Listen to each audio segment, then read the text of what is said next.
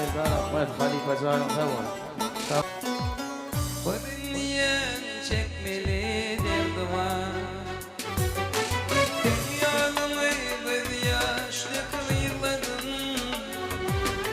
sevim şayet nemedin bari. Yalan dünya yalan dünyada sevim şayet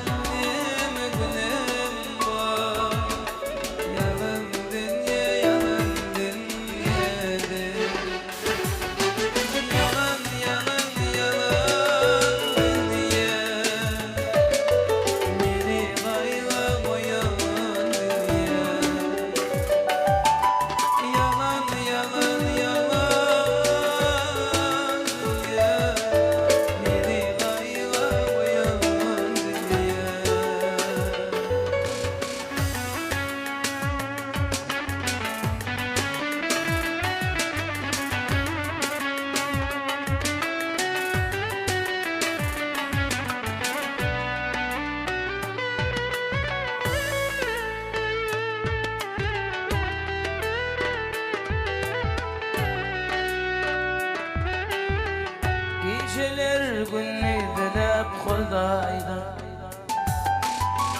Sarabım sen malum aydan venne Vursağım aç min misli okuyaydım Yalan dünya yalan dünya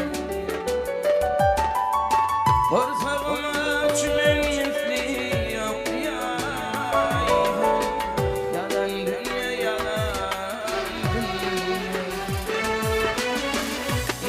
yalan Yalan dünya Baka gayra boyan dünya Yalan dünya